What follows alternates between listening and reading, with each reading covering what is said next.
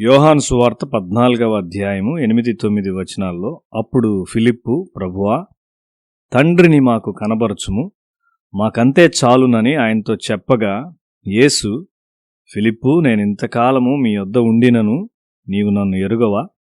నన్ను చూచినవాడు తండ్రిని చూచియున్నాడు గనుక తండ్రిని మాకు కనబరచుమని ఎలా చెప్పుచున్నావు? దేవుని చూచుట ఫిలిప్పు కోరిక అయి ఉన్నది. అది ఒకనాడు మోషే యొక్క కోరిక కూడా. మాకు తండ్రిని చూపుము, అది చాలును అని ఫిలిప్పు చెప్తూ ఉన్నాడు. మన మానవ కన్నులతో మనము తండ్రిని చూడలేము. పాపులైన మనుష్యులు దేవుని చూచినట్లయితే వారు దాన్ని సహించలేరు, వారు చనిపోతారు.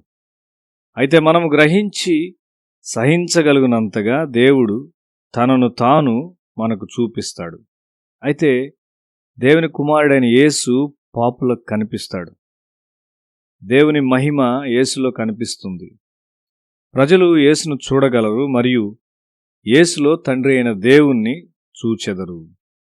పరిశుద్ధులు దేవుని మహిమను పాక్షికముగా చూచినప్పుడు అది చాలును అని వారు చెప్పారు.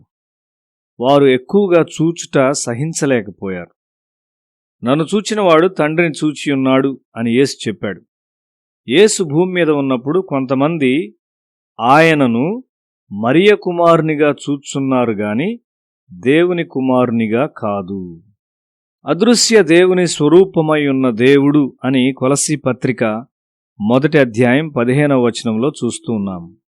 నీవు ఎంత ఎక్కువగా యేసును చూస్తావో అంత ఎక్కువగా తండ్రి అయిన దేవుణ్ణి చూస్తావు. నన్ను తినువాడు నా ద్వారా జీవించును అని యోహాను 6వ అధ్యాయము 57వ వచనంలో యేసు చెప్పాడు. యేసు సజీవమైన వాక్యం, పరలోకము నుండి ఇవ్వబడిన ఆహారం. దేవుని వాక్యమునకు విధేయుడైన వాడు వాక్యం ద్వారా జీవించును. నా మాటలు ఆత్మయు మరియు జీవమునై ఉన్నది అని కూడా యేసు చెప్పాడు. నీవు యేసును ఎక్కువగా చూచుండగా ఎక్కువగా ఆ జీవం నీలోనికి వచ్చును. ఈ రక్షకుడు మన కొరకు వచ్చాడు. నీవు మన కొరకైన క్రీస్తు మరణాన్ని గురించి విన్నప్పుడు ఆయన ఘనపరుచున్నట్లు అది నిన్ను పురికొల్పుతుందా? నీ ఎవరిని చూస్తున్నావు? దేవుని యొక్క సర్వసంపూర్ణతతో నిండి ఉన్నావా? నీవు యేసును పరిమితం చేయుచూ ఉన్నావా? ఫిలిప్పు దాన్నే చేస్తున్నాడు. నీవు యేసును పరిమితం చేసినప్పుడు ఆయన నుండి వచ్చు కృపను నీవు పరిమితం చేస్తున్నావు. యేసు నీకు హద్దులేని కృపనివ్వాలని కోరుతున్నాడు. భూమి మీద ఆయన పనిలో నీవు ఆయన అధిగమించినంతగా, నేను చేయు క్రియలు నాయందు విశ్వాసముంచువాడును చేయును, వాటికంటే మరి గొప్పవియు అతడు చేయును అని యేసు యోహాను సువార్త 14వ అధ్యాయం 12వ వచనంలో చెప్తూ ఉన్నాడు. నీవు ఆయన చూస్తూ ఉన్నావా? ఆయన స్వరము చనిపోయిన వారిని జీవములోనికి పిలుచును. పాపములలో అపరాధములలో చచ్చిన వారిని దేవుని కొరకు జీవించినట్లు ఆయన మాటలు చేయును. కొద్ది సమయంలో సమరయలోని బావి యొద్ద ఒక పాపాత్మురాలైన స్త్రీ సువార్తకు ఒక మార్గముగా మార్చబడింది. యేసును పరిమితం చేయకుండా జాగ్రత్తగా ఉండుము. మోషే దేవుని కొండనెక్కాడు. అక్కడ అతడు దేవుని కొరకు వేచియున్నాడు. క్రిందనున్న ప్రజలు పర్వతం మీదనున్న అగ్ని మరియు మెరుపునకు భయపడినారు. అయితే మోషే దేవుని ముందు నిలబడుటకు అగ్ని, పొగ మరియు మెరుపు గుండా నడిచాడు. యేసు నీకు దేవుని యొక్క సంపూర్ణతనిచ్చును. తనను తాను మన కొరకు ఇచ్చుటకు ఆయన వచ్చాడు.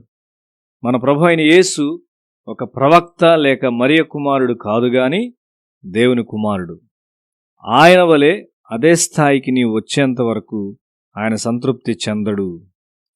తేజోవాసులైన పరిశుద్ధుల స్వాస్థ్యంలో పాలివారమొగటకు మనలను పాత్రులుగా చేసిన తండ్రికి మీరు కృతజ్ఞతాస్తుతులు చెల్లింపవలనని కొలస్సీ పత్రిక 1వ అధ్యాయం 12వ వచనంలో మనం చదువుచున్నాం.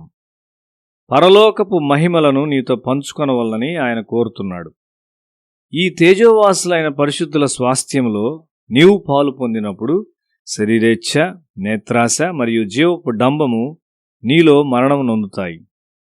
మనము ఆయన వైపు చూచుట్లో కొనసాగుచుండగా ఆయన గొప్పతనములో ఇంకా ఎక్కువగా ఎదుగుటకు నీవు కనుగొంటావు. ఆయన స్వభావము మనలోనికి ప్రవహిస్తుంది. నీవు ఆయన వైపు ఏ విధంగా చూస్తున్నావు? వాక్యం ద్వారా మనం ఆయన వైపు చూస్తాము. వాక్యమును చదివి దానికి విధేయులైన వారు ఆయన వలె మారినారు. నీవు బైబిల్ను ఒక సామాన్యమైన పుస్తకం వలె చూస్తున్నావా? ఆ విధముగా నీవు దేవుని పరిమితము చేయుచున్నావు.